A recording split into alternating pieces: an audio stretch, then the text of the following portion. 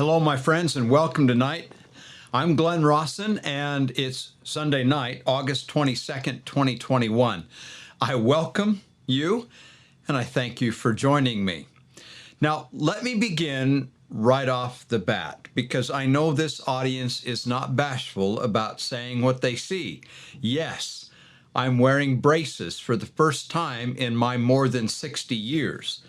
And the reason for that is really rather comical.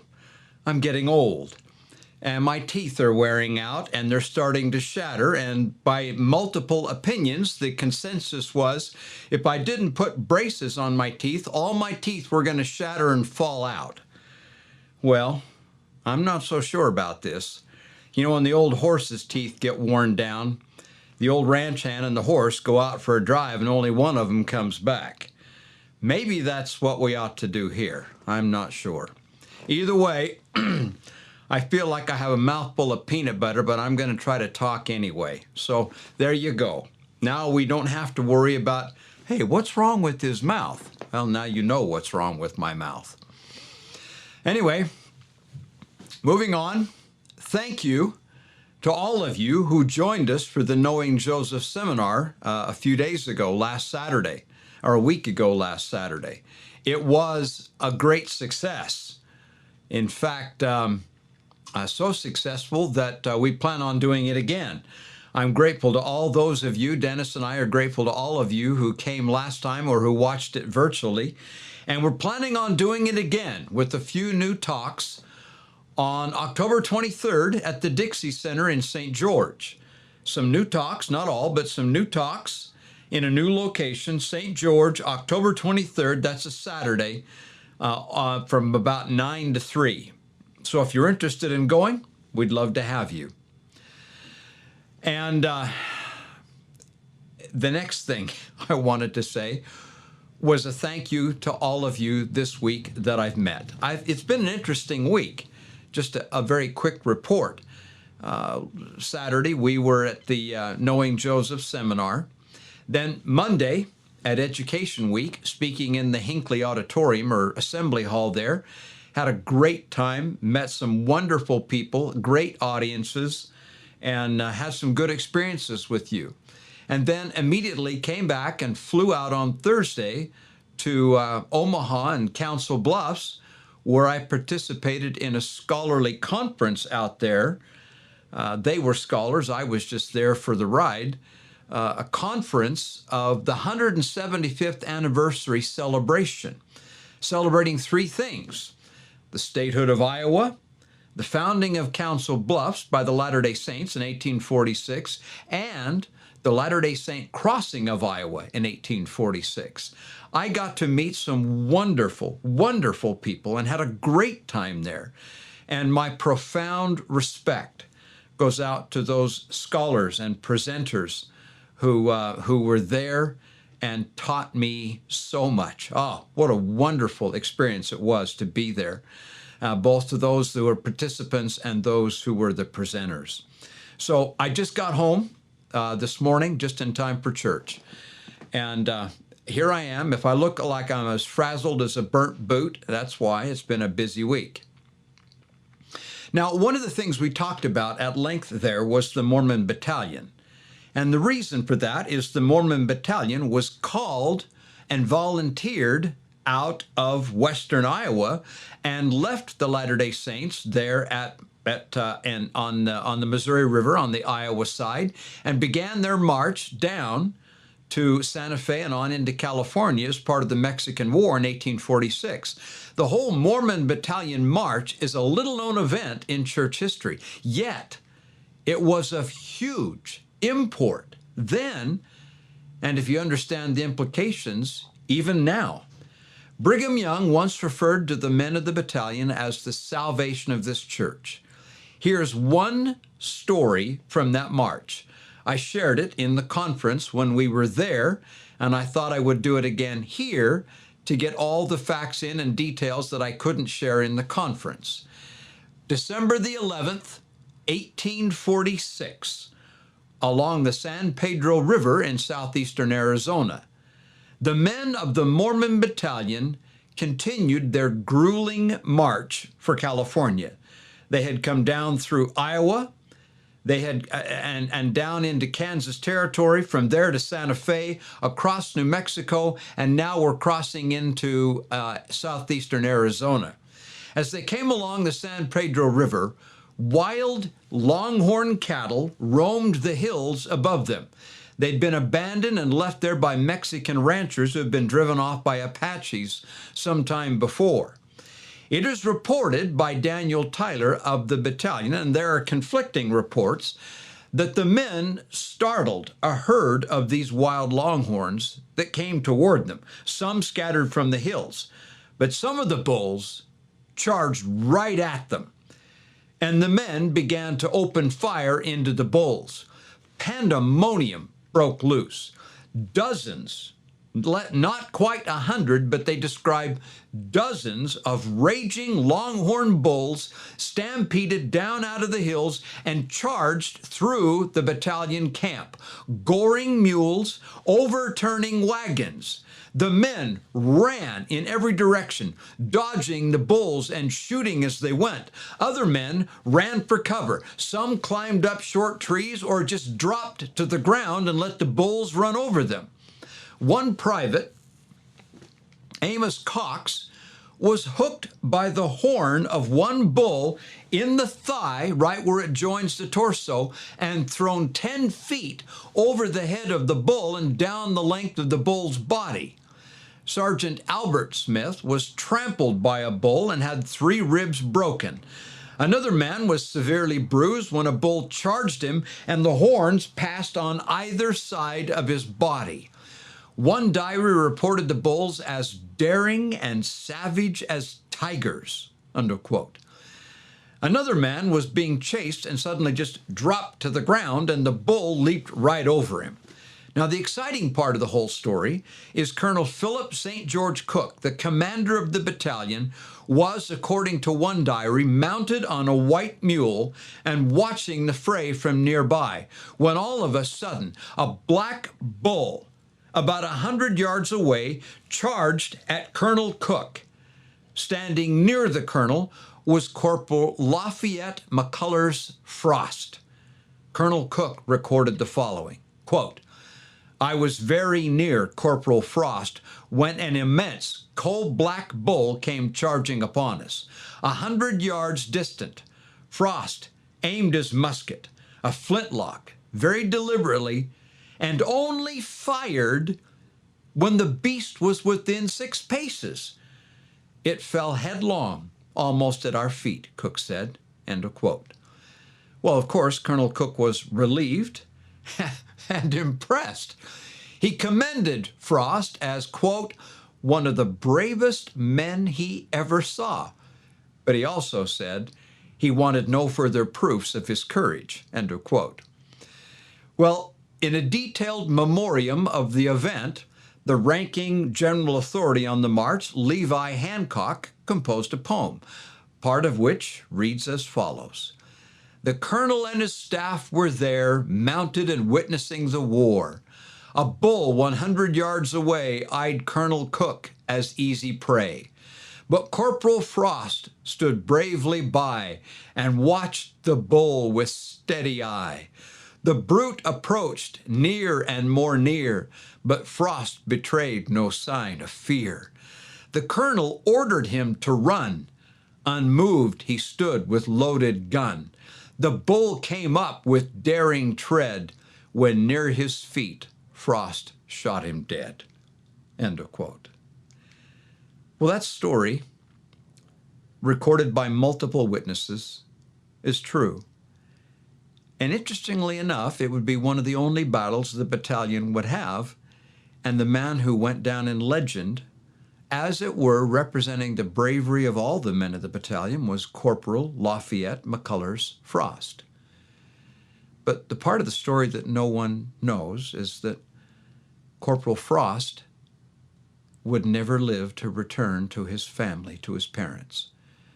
Daniel Tyler wrote the following, quote, "On the 8th day of September, 1847, Sergeant Frost, the former brave corporal on whose memory the battalion loved to dwell, succumbed to the fell monster death.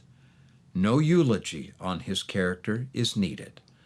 Suffice it to say, he was a man of few words, but abundant in good deeds. His remains were interred a half-mile southeast of town."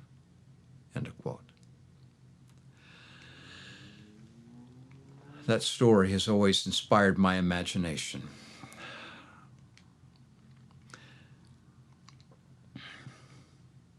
Now, next story. You can ask my children, one of Dad's favorite sayings as they were growing up, one that they all remember, is, "As ye sow, so shall you reap."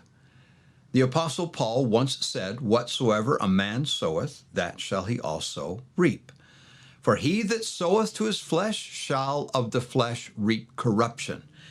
But he that soweth to the Spirit shall of the Spirit reap life everlasting. And let us not be weary in well-doing, for in due season shall we reap, if we faint not." Galatians 6, 7, and 9. The law of the harvest, as you know, has often been a powerfully personal way of teaching gospel principles to those who live close to the land. Knowles Shaw was born in Butler County, Ohio, on October 13th, 1834. His parents, Alban and Huldah Shaw, were both of Scottish descent. The family moved to Rushville, Indiana, where Alban was a farmer, stock dealer, and merchant. When Knowles was almost 13, he stood at the bedside of his dying father. Alban gave his son a prized violin and the advice to, quote, "Be good to your mother and prepare to meet thy God," end of quote. Well, Knowles' father passed away. He dropped out of school and worked hard on the farm to provide for his mother and two sisters.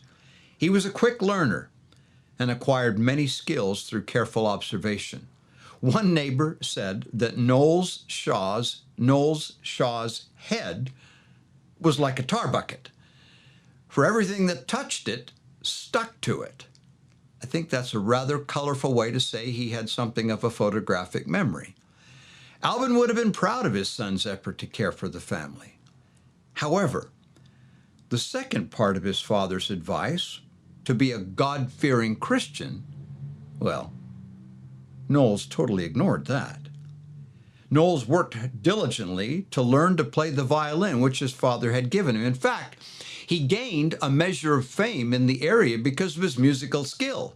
He frequently played with bands at dances and parties. Then one night, while playing his violin at a dance, a very unlikely place for any thought of his eternal welfare, the advice of his father came forcefully and unbidden to his mind: "Prepare to meet thy God." It seemed to him like a voice from the grave and a message from heaven rested on his soul. The song ended, and dancers noisily called for another song. To the surprise of everyone there, Knowles Shaw put down the violin and walked to the middle of the floor. He shared with the group his father's dying words and expressed remorse for neglecting religious commitments. He then declared that he would never play violin for another dance and asked the group to not hinder his ability to lead a Christian life. From that hour forward, Knowles Shaw kept that pledge. He became a faithful church member. For the next 2 years, Knowles worked as a farmhand and even married one of his employer's daughters, Martha Finley. However, Knowles felt a call to the harvest of gathering souls to Christ. He worked tirelessly in the churches he was assigned to, having the ability to connect with every social level of people in the communities where he preached. Knowles Shaw became one of the best-known evangelists in the Christian Restoration movement in the 19th century.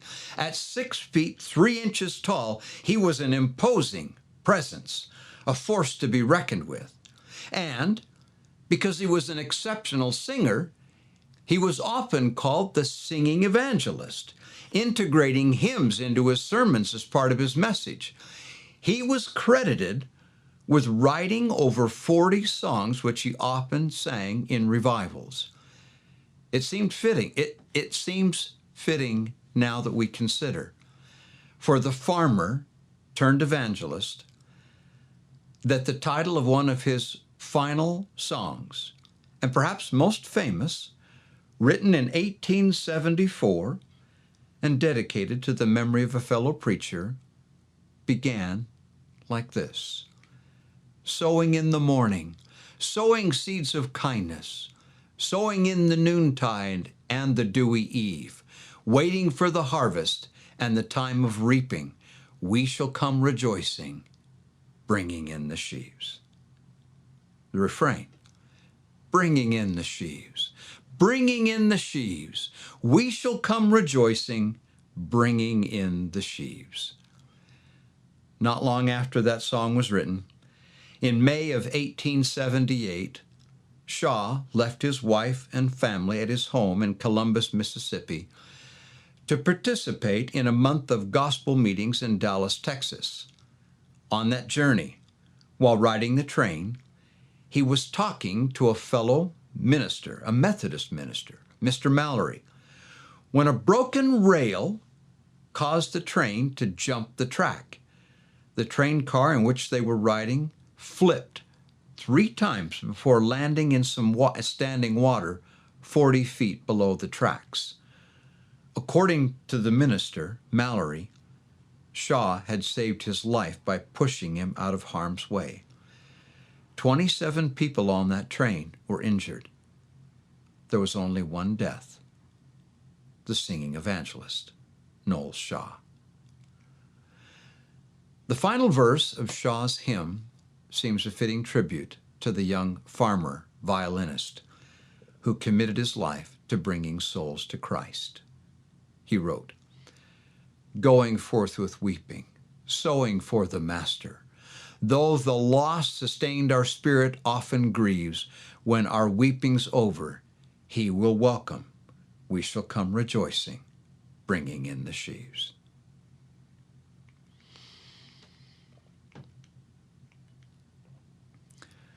Those of you who love church history as I do and reverence those sacred sites that we get to visit because of the efforts of others, have you ever wondered how this wonderful pattern of preserving church history sites, have you ever wondered where and how it all began, the preservation of church sites? Here's a story you might appreciate, and I'm indebted to a friend, Jenny Lund, for this story. In the spring of 1846, members of the Church of Jesus Christ of Latter-day Saints were headed west, fleeing persecution and seeking a new home over the Rocky Mountains. The intent that year, 46, had been to travel from Nauvoo, Illinois, all the way to the Rocky Mountains in the 1846 season. But rain, snow, hail, mud, and the like had significantly slowed the progress of the saints. The arduous struggle across Iowa began to take its toll, and some were unable to go on. It was decided by Brother Brigham and church leadership to establish way stations where the saints could stop, rest, resupply, and recruit their teams. The first of these way stations was named Garden Grove, and the second was located on the Grand River in Iowa, farther to the west, and was called Mount Pisgah. Well, it's of Pisgah that I want to speak. Very soon, within a short time after its settlement, 2,000 to 3,000 saints called Pisgah home. It was a beautiful place, but notwithstanding its beauty and appeal, Within 6 years, the Latter-day Saint settlement of Mount Pisgah was abandoned. The saints had moved on to the mountains, leaving behind, it is estimated, some 150 of their loved ones. The little cemetery on the hill that they left behind was forgotten. The pioneer road changed locations, never to pass that way again. Supposedly, the end of the story, but not. 40 years later, Hannah Settle Lappish, a Latter-day Saint and herself a handcart pioneer from England, happened to be visiting family members in Montana. One day, while visiting a neighbor of her daughter's, she happened to be leafing through a book on the shelf on the history of Union County, Iowa.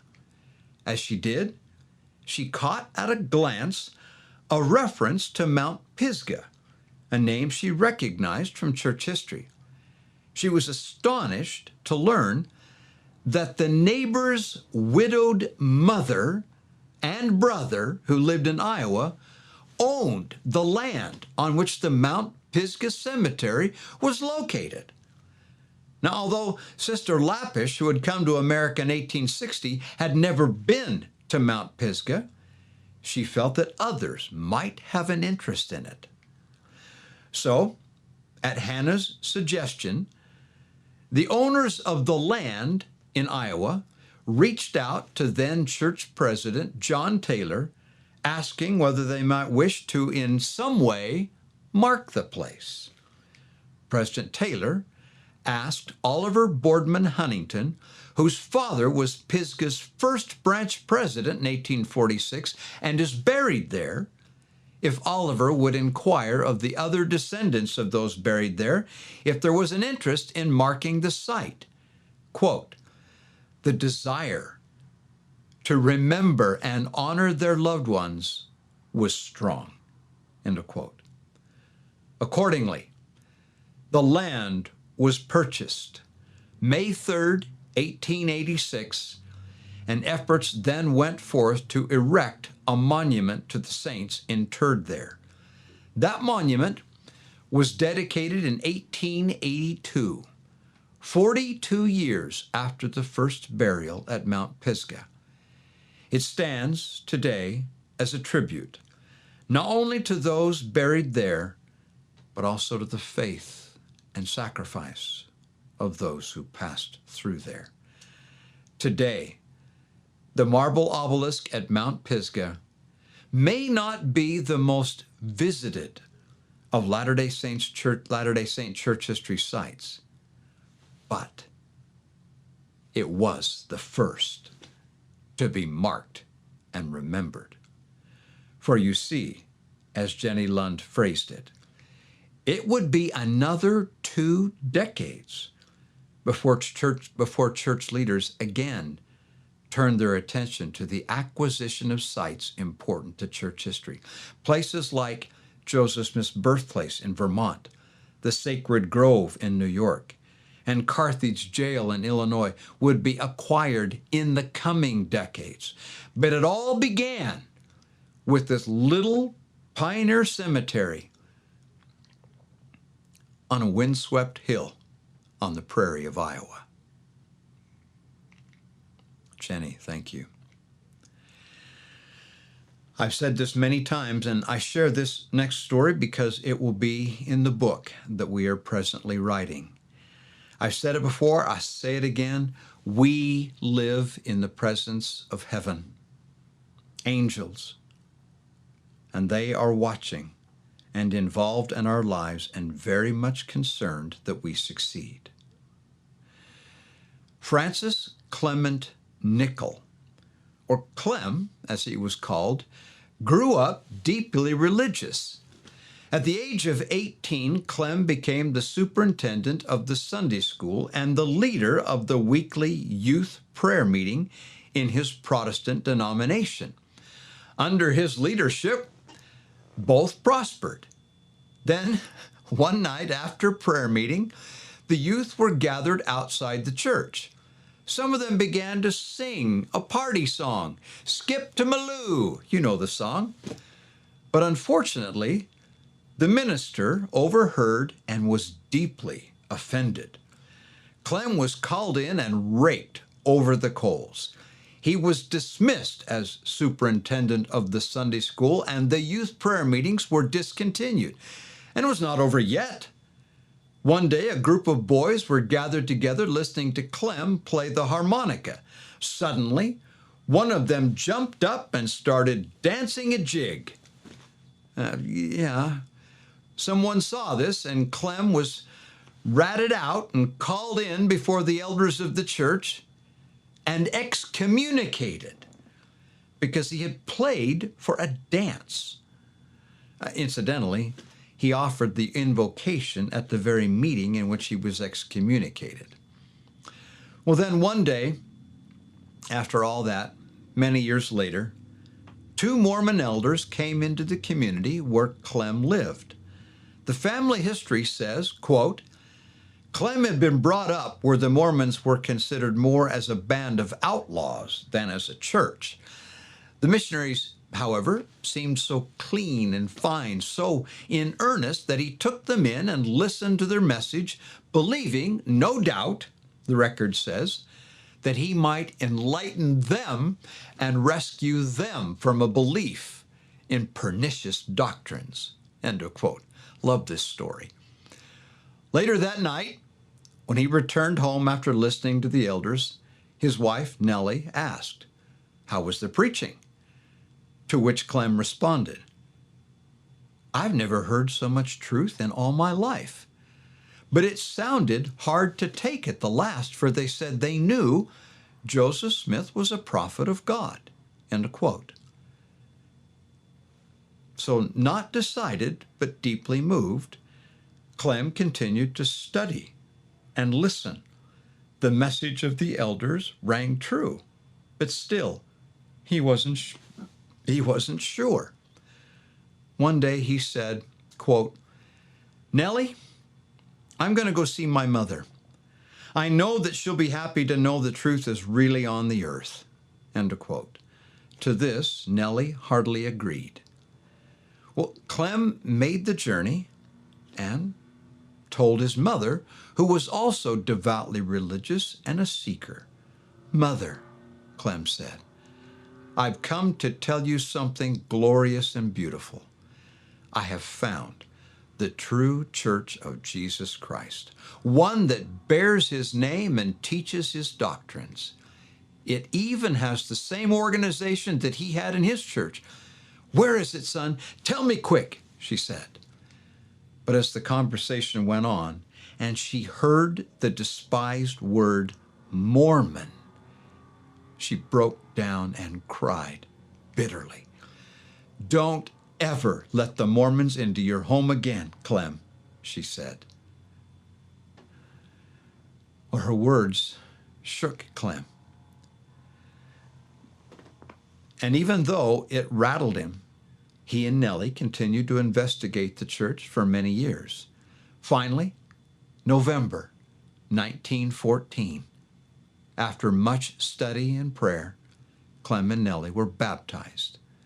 Clem was filled with joy and power, but there was a lingering pain in his heart.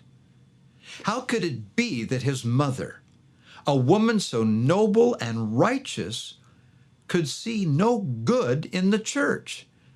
It bothered Clem, and he longed for a testimony strong enough that he would have the power to put the message over to her and convince her of its truthfulness. One night, Clem knelt before his bed and prayed for a testimony so firm and true that he could stand before any force and declare its truthfulness with convincing power. And quoting, "Suddenly, the room became light, and President Brigham Young, appeared before him, telling him that he had in very deed accepted the true gospel of Jesus Christ. and promised Clem that if he would be faithful, he would soon receive the priesthood, and that not only would his mother accept the truth, but that he would be instrumental in bringing all his father's household into the church. End of quote. Hearing that, can you imagine? Clem went forward with renewed effort to teach his mother, but she would not accept it. Then one day, his mother became ill and lapsed into a coma. All the family knew she was on her deathbed when, quote, suddenly she regained full consciousness, and she raised up in bed and called all her 9 living children to her bedside, saying, still quoting, she had something she wished to tell them. And then she said, in effect, Clem, I'm going, and I want you to make me one promise before I go. With some trepidation, Clem answered, Mother, I will promise you anything that is within the bounds of reason. And she continued, Clem, promise me that you will go to the temple and do the work for your father and me, and that you will teach the gospel as you understand it to all your brothers and sisters. Through his tears of mingled grief and joy, he answered fervently, with all the power God will give me, Mother dear, I will. Now, still quoting, the family all loved her very dearly, for she was an ideal mother. But they could not help thinking that maybe she was not quite rational as she spoke these words. So her daughter Emma said, Mother, you don't mean that you want us to be Mormons, do you? Yes, I mean that, she said. Now I know that Clem has accepted the truth. I have seen into the eternities. I cannot talk more now, for I must go. But, and she pointed to him, Clem here can talk, and he can teach you the ways. With these words, she lay back on her pillow and passed away to her eternal rest, having not only fulfilled the promise that Clem had been given by Brother Brigham, that she would accept the truth, but she also was permitted to bear testimony of it to her children. End of quote. The end of that story? Clem did the temple work for his mother and father as requested, and his prayer was answered. He became so powerful a teacher and missionary that the missionaries sought him out to teach. He was in demand as a fireside speaker. He brought many to the gospel, among whom all his brothers and sisters. End of quote. You doing okay? I'm having great fun. I can't speak really well, but I'm having great fun.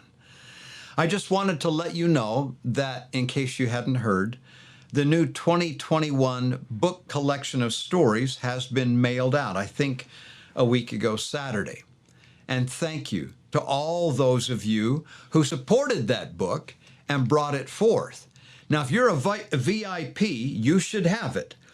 But if you're a VIP and didn't get a free copy of that book, send me an email and we'll jump right on it. And again, I don't know how to say this without sounding like some sort of fundraiser, and I hate that. But I want to thank you, all those of you who in the last 2 weeks, 3 weeks, have signed up as VIPs.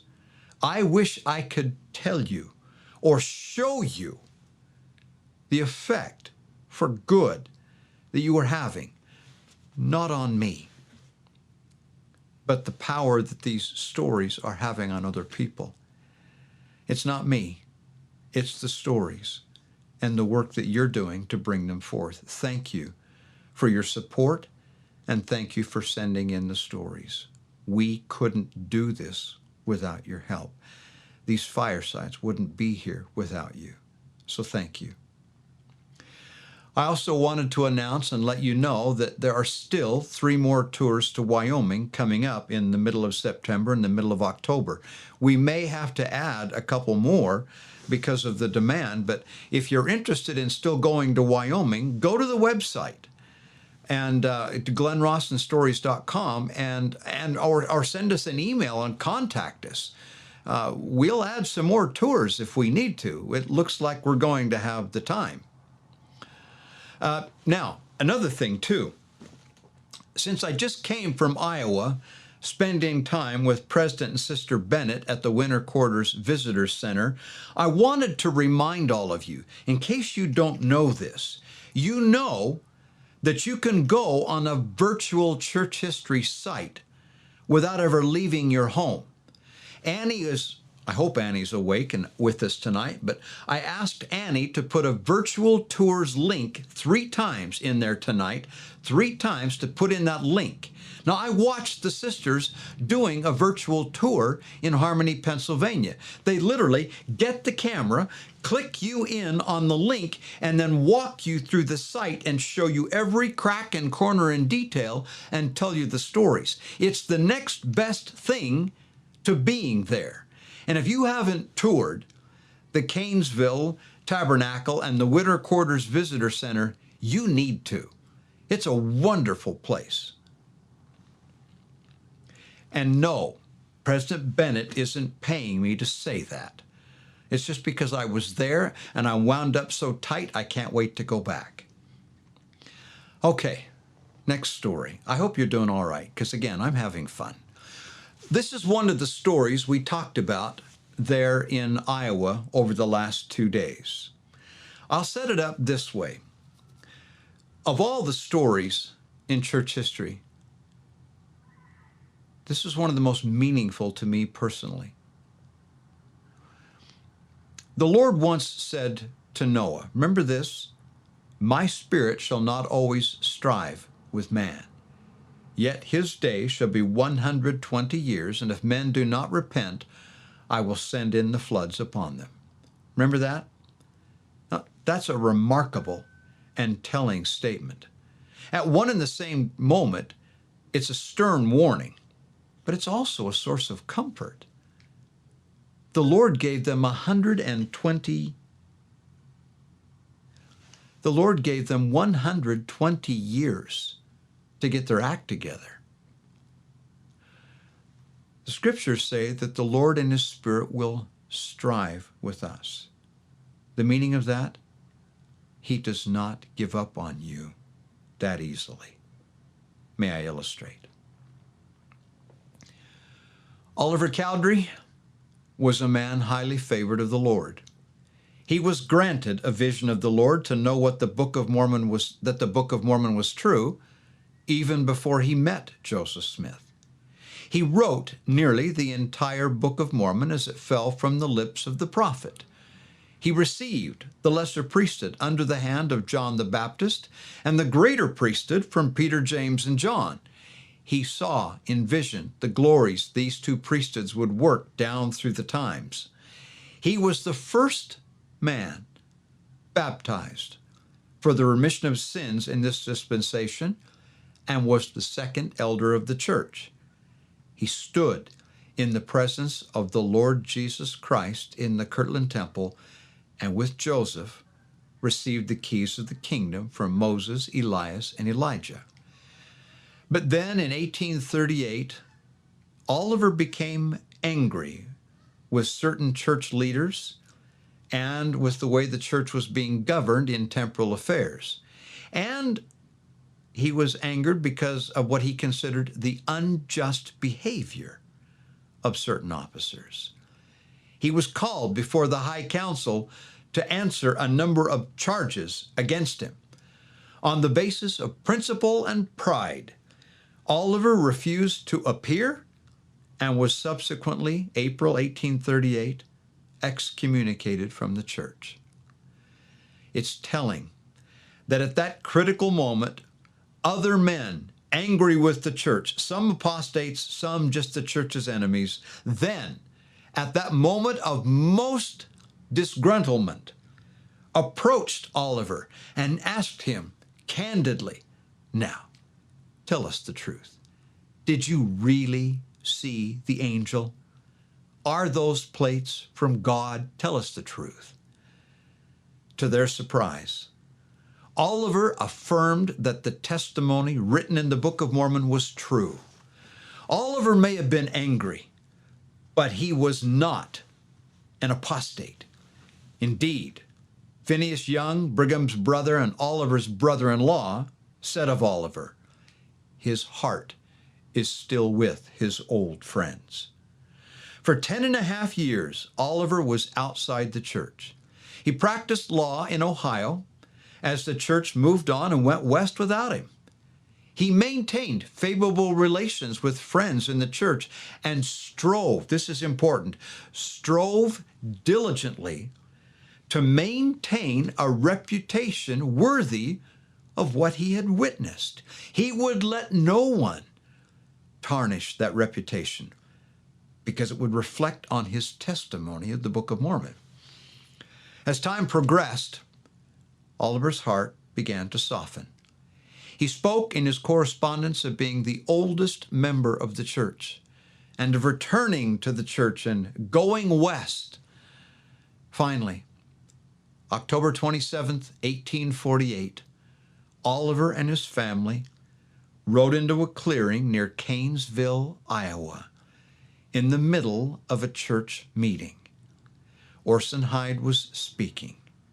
Orson is reported to have stopped, recognized Oliver, came down off the stand, and brought Oliver to the front and invited him to speak to the congregation. It is reported by witnesses that with great emotion, Oliver took the pulpit and spoke to the largest audience he had ever addressed. He bore a powerful and compelling witness of what he knew of a certainty. He said this in part, "Friends and brethren, my name is Cowdery, Oliver Cowdery. In the early history of this church, I stood identified with her and one in her councils. True it is that the gifts and callings of God are without repentance. Not because I was better than the rest of mankind was I called, but to fulfill the purposes of God, as he called me to a high and holy calling. I wrote with my own pen the entire Book of Mormon, save a few pages, as it fell from the lips of the prophet Joseph Smith, as he translated it by the gift and power of God, by the means of the Urim and Thummim, or as it is also called by that book, holy interpreters. I beheld with my eyes and handled with my hands the gold plates from which it was transcribed. I also saw with my eyes and handled with my hands the holy interpreters. That book is true. Sidney Rigdon did not write it. Mr. Spalding did not write it. I wrote it myself as it fell from the lips of the prophet. It contains the everlasting gospel and came forth to the children of men in fulfillment of the revelations of John, where he says he saw an angel come with the everlasting gospel to preach to every nation, kindred, tongue, and people. It, the Book of Mormon, contains principles of salvation. And if you, my hearers, will walk by the light and obey its precepts, you will be saved with an everlasting salvation in the kingdom of God on high. Brother Hyde, he said, has just said that it is very important that we keep and walk in the true channel in order to avoid the sandbars. This is true. The channel, Oliver said, is here. The holy priesthood is here. I was present with Joseph when the higher or Melchizedek priesthood was conferred by the holy angel from on high. This priesthood, as was then declared, is also to remain upon the earth until the last remnant of time. This holy priesthood authority we then conferred upon many, and is just as good and valid as though God had done it in person. I laid my hands upon that man. He pointed to Orson Hyde. Yes, I laid my right hand upon his head, and I conferred upon him this priesthood, and he holds that priesthood now. He was also called through me by the prayer of faith an apostle of the Lord Jesus Christ. Well, after that meeting in early November 1848, Oliver Cowdery appeared before the Canesville High Council. They had concerns about whether or not he was to come back into the church and what he wanted if he did. To which Oliver said, quote, "Brethren, for a number of years I have been separated from you. I now desire to come back. I wish to come humbly and to be one in your midst. I seek no station.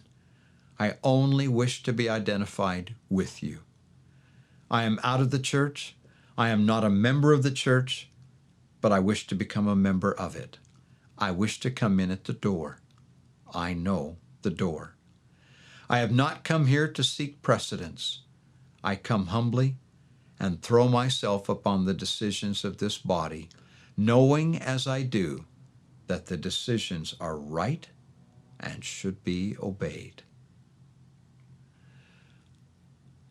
On November 12th, 1848, Oliver Cowdery was rebaptized by Orson Hyde in Mosquito Creek near Council Bluffs, Iowa. I went back and forth over Mosquito Creek while I was out there. Every time I did, I thought of Oliver. Not long after these events, Oliver was visited by Jacob Gates from Utah, who inquired of him his witness of the Book of Mormon. Gates recorded Oliver as saying the following, quote, "Jacob, I want you to remember what I say to you. I am a dying man, and what would it profit me to tell you a lie? I know that this Book of Mormon was translated by the gift and power of God. My eyes saw, my ears heard, and my understanding was touched, and I know that whereof I testified is true. It was no dream, no vain imagination of the mind. It was real." End of quote.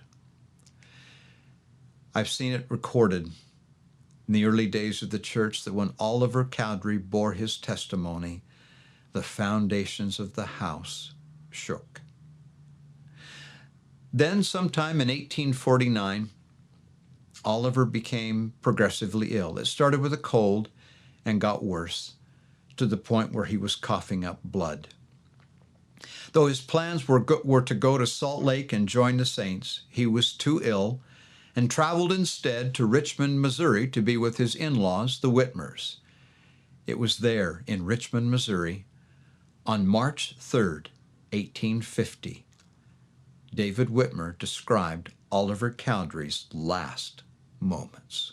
Quote, "Oliver died, the happiest man I ever saw. After shaking hands with the family and kissing his wife and daughter, he said, 'Now I lay me down for the last time. I am going to my Savior.' And he died immediately," David said, with a smile on his face.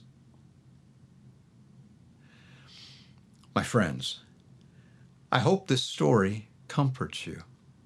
It's a witness to me that God will indeed strive with men.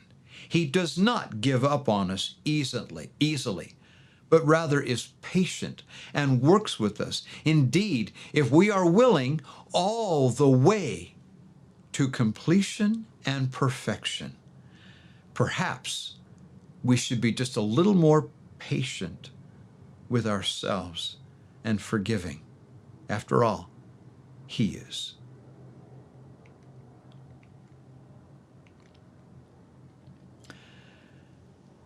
How important is it that we take care of each other and be kind to one another?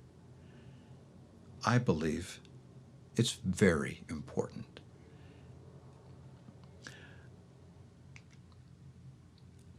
Thomas Rawson Taylor, no relation, at least not that I'm aware of. Thomas Rawson Taylor was born May 9th, 1807, in Ossett, near Wakefield, England, the son of the Reverend Thomas Taylor. When Thomas came of age, he pursued the occupation of a merchant and then a printer, but a desire to serve God overwhelmed all else, and at the age of 18, he began to study for the ministry. On one occasion, while passing through the village of Sheffield, he was invited to preach at a local chapel. Now, mind you, he's a minister in training. He's a student. But nonetheless, he filled the pulpit and preached a sermon titled "To the Young," which was so well received that Thomas was invited back again, and then again, and then again. It was hoped by the congregants that the young student would become their permanent pastor. He was subsequently appointed in July 1830, and immediately Thomas Rawson Taylor distinguished himself, not only for his articulate ability to preach and connect with his people, but also for his undying love and devotion to those he served. He was there in their hour of need. In December 1830, he stood before his congregation and reportedly preached a sermon so affecting that nearly the whole assembly was melted to tears. End of quote. However, within a month, Thomas Rawson Taylor was taken ill with tuberculosis and forced to resign his post as pastor. After a period of some recovery, he then accepted a post as tutor at his old alma mater. But again, he couldn't do it. Illness forced him to resign. It's interesting that he was again traveling at Christmas time from Sheffield to Nottingham, where he was again invited to preach at his old pulpit. He did so twice, and shortly after caught a severe cold. That cold took his life. The local newspaper, and I found the copy, wrote in great deal of the passing of Thomas Rawson Taylor.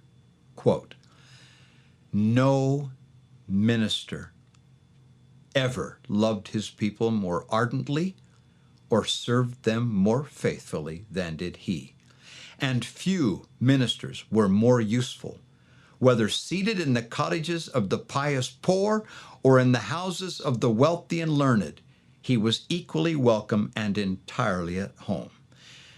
Age has often sat listening in silent admiration to his instructive discourse, and the spirit of the Christian has often been cheered in sorrow's darkest day by the heavenly consolations he administered and the tender sympathy he expressed." End of quote. Thomas Rawson Taylor was buried at Horton Lane Chapel in Bradford, England, having passed away at peace with his Maker. He was only 27.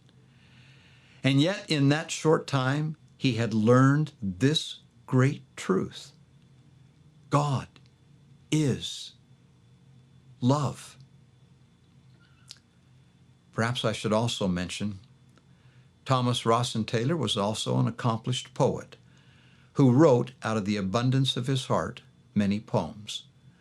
One of his poems we sing today. This from the pastor who knew how to love. Quote, "Earth with her 10,000 flowers, air with all its beams and showers, heaven's infinite expanse, sea's resplendent countenance, all around and all above bear this record: God is love.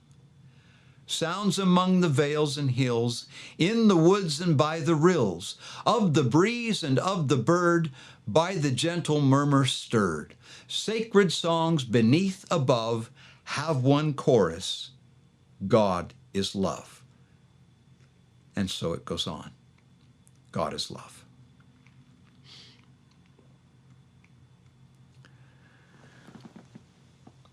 I think this next story, where am I at? I think this next story you all know. But I found out something recently about this story that makes it even more compelling for me.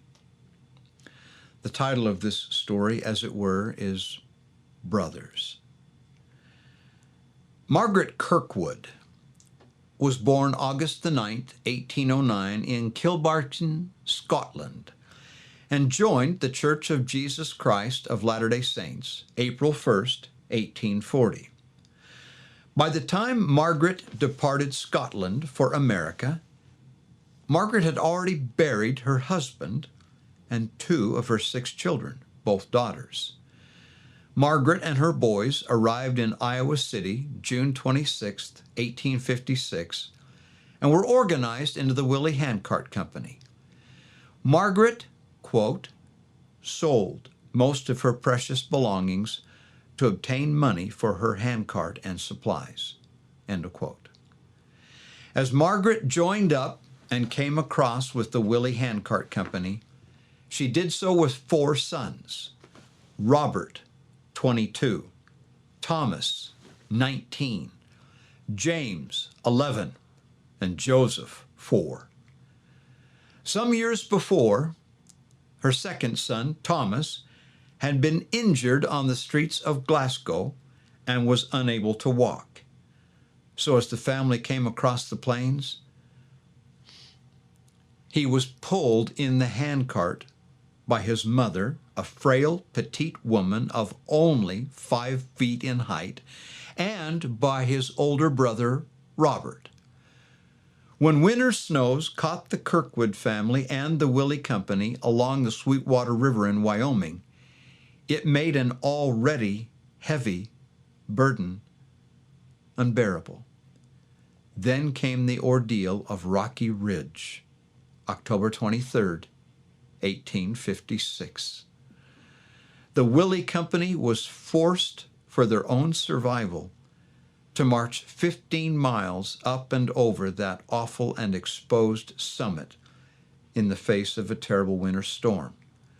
With Thomas in the cart, Margaret and Robert struggled all that day and into the next to reach the camp at Rock Creek Hollow. Meanwhile, the lads, James, 11, and Joseph, 4, fell behind. When little Joseph could no longer walk, his brother James picked him up and carried him on his back the remainder of the journey. They would not reach camp until the following morning. It is reported that upon reaching camp, James Kirkwood set his little brother down by the fireside. Then James, quote, having so faithfully carried out his task, collapsed and died from exposure and overexertion. Now, my friends, what is remarkable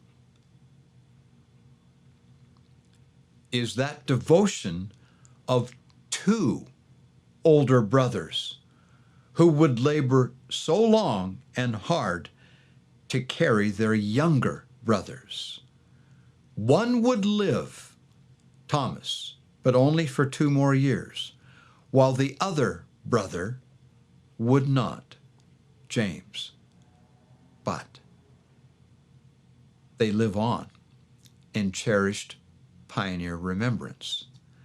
And I can't help but think 2 brothers who carried their younger brothers. Where did they learn such a thing? This was a mother who somehow, in some way, taught her children to take care of each other to the last extreme. And one more thing that is not generally recited. Quote, when the Kirkwood family became members of the Church of Jesus Christ of Latter-day Saints, Margaret was disowned by her prominent family in Scotland, who were fabric designers, and also by her husband's family, the Kirkwoods. Mrs. Kirkwood made the statement many times that if it were necessary, she would go through all the hardships and heartaches again for the gospel's sake. End of quote.